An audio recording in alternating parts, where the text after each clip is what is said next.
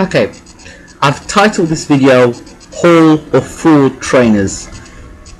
Now, boxing fans, there's a lot of you that take the time to go to BoxRec and to find out about a fighter, his record, and quite happily, if they see 2 or 3 losses on the record, won't look at who the opponent is that person may have lost to. They're automatically being called a bum, or they're turned around and they've said, oh, they're not good enough, or will that person be that person, so that way you can't, there's no way you could possibly beat this person. Okay, so that's fair enough, and there's a lot of logic in that. But what I don't understand is that there are some boxing fans that rely heavily on what the commentators have got to say. HBO, not so much Showtime, HBO, Box Nation and Sky Sports have got some experts there that are questionable, and they have loyalty obviously to the fighters that are on their bill, on their shows, the champions. So obviously it's in their best interest to promote their fighter, and a lot of times you'll hear in boxing bouts the home fighter or the fighter that's got the belt, or he's doing this, he's doing that, he's doing this, he's doing that. Even the guy in the other corner who's doing well, maybe throwing more punches, the illusion is because the commentator is only talking about the fighter that's on the network, the golden boy, the favourite, that's the person you see winning the fight. A good example of this, a very good example of this, is Bernard Hopkins when he fought Joe Calzaghe. I love Calzaghe, I like Bernard Hopkins, and I saw the fight the first time round and I thought, wow, Joe won that fight by a landslide. I went back and watched the fight, the video again. Somebody called the I think it's the Calzaghe deception, or the Hopkins, whatever it was, but look it up in YouTube and you actually see how HBO, I got sucked into the whole HBO commentary thing, and a lot of Joe Calzaghe's punches were being missed and a lot of Hopkins punches were landed. Hopkins was fighting beautifully on the inside, hitting Joe with punches on the inside, blocking a lot of the punches that I thought were landing. And obviously if the guy is landing more punches than you are, then clearly he must have won the fight.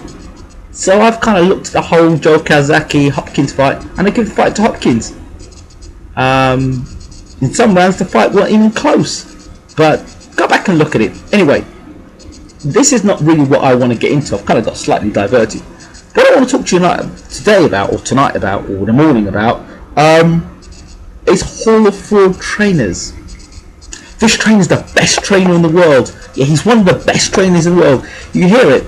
But when you're watching boxing matches, fans, do you actually listen to what these trainers say in the corner? Do you listen to them?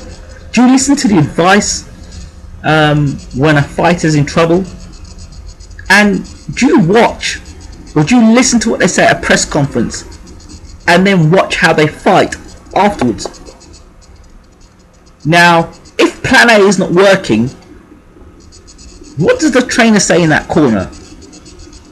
If the fighter's constantly getting caught with right hands or left hooks or uppercuts, isn't it the trainer's job to advise the fighter to avoid those punches or slip those punches, or to use something they've been doing in training?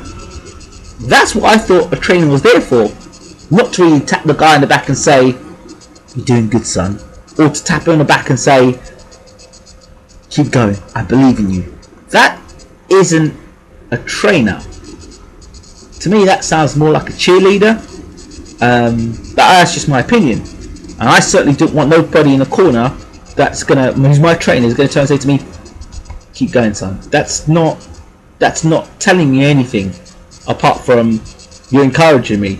You're not telling me if there's any punch to look for, you know, is there anything in his footwork, is he leaving any openings, are you helping me in the fight, is there anything I should look out for, you know, are my punches landing the way they should be landing, am I ahead, am I behind the scorecards, you know, change the tactics, up the pace, slow the pace down, you know, if I'm getting myself in a bit of trouble in a fight, how I can get my way around it, all these sort of things. And you hear these fighters that say they lose a fight and they come back and they say, I've got plan A, plan B, plan C, plan D. And the same fighters you see he's got plan A, plan B, plan C, plan D. I never hear it come out of train. I never hear trainers go, okay, this ain't working, let's go to plan B. Don't get it. I don't get it. In fact, the commentators at times are, you know, he's got to go for broke. Well, in training, do you train for going for broke? Or do you train to a strategy and a game plan? What are you doing for 10 to 12 weeks in sparring? Are you sparring the same type of guys all the time? But these are just questions I ask because I'm not mentioning trainers' names. I'm not mentioning no trainers' names. But the other question I've got to ask Paramedic is, what makes you a top trainer? So okay, you can train fighters to fight going forward and you can teach them how to attack, but you don't know how to train fighters how to fight going backwards. So you're a good attacking trainer. So that means you're a good trainer. You're not a great trainer. That means you're going to train a certain type of fight or a certain type of style. You're great. I'm a great attacking coach. Right, then you're a great attacking coach. But how can you be a Hall of Fame great trainer? I don't understand. You know, if you can train a guy fighting forward, fighting backwards, moving side to side, defense, attack, you know, when to throw punches, lateral movement, do all those things, surely that's going to make a great trainer. And another thing is, if you've already been a world champion and you've been knocked out and then you go to this trainer, well, hold on, that trainer's not really training you, are they? Or are they just sort of polishing you up in a few areas? Surely some other trainer's done the hard work to get you to the position that you're in. So this Hall of Fame trainers, you know, we have to really look at this a bit more at boxing fans, and we need to look at these trainers. And another thing, these networks and these promotional outfits, they have favourite trainers. Now I don't know the ins and outs of that, something I'm going to definitely investigate, but the question is, these trainers, Garcia, Virgil Hunter, Freddie Roach, I know that Steve Goodwin uses Don Charles, let me think who else, and Box Nation have Tony Sims, Tibbs. You know, these trainers, are they, and again, I'm not calling these guys Hall of Fame trainers, I'm just using their names in terms of examples of fighters with fighters, trainers, connections. These trainers, are they connected to networks and promotional deal things? Is it because those trainers take a certain percentage that the promoters are happy with? Is that how it works? So they say, well, these guys are the best trainers in the world, these are the guys you should go and train with. I don't know, because, you know, there's a man in the Midwest, his name's Fred Jenkins. I would say he's one of the best trainers in the world. The Champions is based in Philadelphia. That's one of the champions he's trained, and the current heavyweight he's working with now is Bryant Jennings. And if you look at Bryant Jennings didn't have a great amateur record, and you look at how Jennings is now turned as a pro, and now can fight a guy who's a southpaw and an orthodox fighter, and he's pretty well versed in defense and can attack as well, knows when to attack and when to defend for somebody who didn't have a great amateur pedigree, didn't go to the Olympics.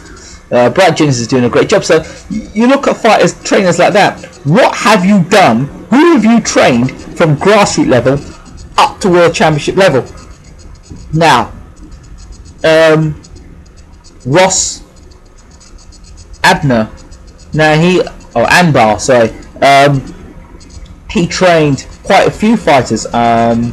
Otis Grant comes to mind, where he trained Otis Grant from the amateurs right through to world champion. So you can see there's an example of a trainer who's proven his worth from one level right the way up. Now I'm not expecting every trainer to do that, but taking other fighters, what do you do when they land on your doorstep? You know, so he's the best trainer in the world. Okay, so he's moved from one camp because he's been knocked out, moves to your camp. So what exactly do you do for his career? Now that's the key thing. There's some fighters who've gone on and done better. And there's some fighters that have stagnated and gone backwards. I'm not mentioning any trainers, I'm not mentioning any names, because, you know, I don't think that's right. But Hall of Fame trainers, check them out. Who do you think's a Hall of Fame trainer? Who do you think is overrated? And we really need to start examining these trainers more, because they are damaging a lot of potentially good fighters. Now there's a few fighters, now I know in the UK, at least 3 fighters that have got good pedigree.